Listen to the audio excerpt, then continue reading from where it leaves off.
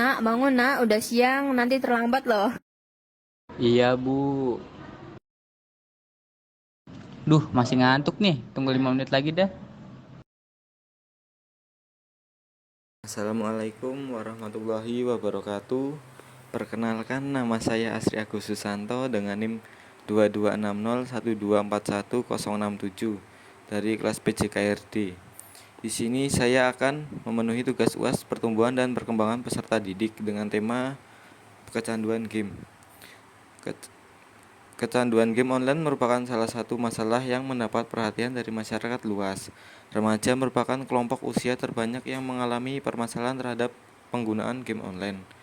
Kecanduan game online pada remaja akan berdampak pada beberapa aspek kehidupan, seperti aspek kesehatan, aspek psikologis, aspek akademik, aspek sosial, dan aspek keuangan. Kecanduan game online perlu dicegah karena dampaknya akan membuat kehidupan remaja terganggu. Nah, oleh karena itu di sini saya akan memberikan beberapa penjelasan mengenai kecanduan game online. Apa itu kecanduan game? Menurut Treki Lagui dalam Laili dalam kurung 2015.210, suatu permainan mengharuskan ditempuhnya proses belajar yang sungguh-sungguh untuk mengenal tokoh dan keanehan mainnya dan peraturannya. Hampir semua permainan menimbulkan kecanduan. Beberapa permainannya dapat menghabiskan waktu berjam-jam, bahkan seharian penuh untuk melakukan permainan ini.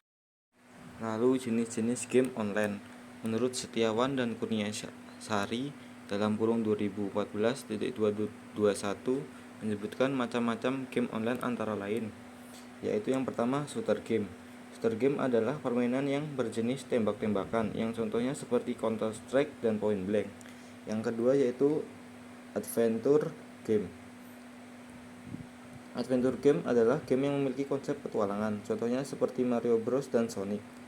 Lalu society game yaitu game sosial yang merupakan permainan yang fokus pada kehidupan sehari-hari. Tujuan dari game ini adalah untuk membentuk karakter yang sesuai dengan apa yang permainan inginkan di dunia game itu sendiri. Contohnya seperti permainan The Sims. Lalu yang terakhir yaitu action game. Action game yang memiliki konsep peperangan yang mengandalkan teknik dan kecepatan dengan tangan dalam memainkan game tersebut. Contoh gamenya yaitu seperti Mortal Kombat dan Street Fighter. Dan dampak positif dari kecanduan game yaitu seperti otak siswa akan lebih aktif dalam berpikir, emosional siswa dapat diluapkan dengan bermain game. Lalu yang ketiga, pergaulan akan lebih mudah. Dampak negatifnya yaitu waktu untuk belajar dan membantu orang tua sehabis jam sekolah akan hilang karena main game online. Siswa akan malas belajar dan sering menggunakan waktu luang untuk bermain game online. Dan yang terakhir, pola makan akan terganggu jika main game terus-menerus. Motivasi belajar untuk individu agar menjadi lebih baik.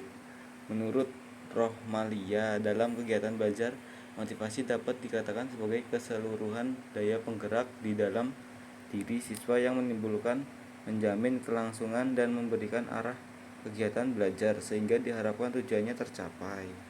Lalu faktor-faktor yang mempengaruhi motivasi belajar.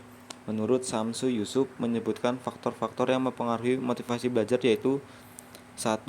Faktor internal. Faktor internal dibagi menjadi 2, yaitu faktor fisik dan faktor psikologis. Faktor fisik adalah faktor yang meliputi nutrisi, kesehatan, dan fungsi-fungsi fisik lainnya, terutama panca indera. Yang kedua, faktor psikologis.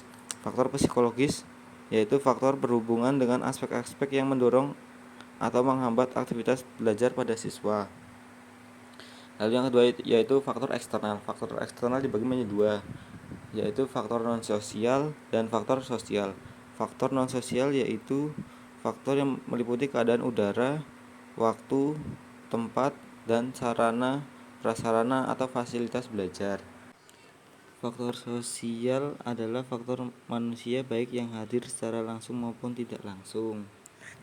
Mungkin hanya sekian yang dapat saya sampaikan. Mohon maaf bila ada kesalahan dalam penyampaian saya. Terima kasih. Wassalamualaikum warahmatullahi wabarakatuh.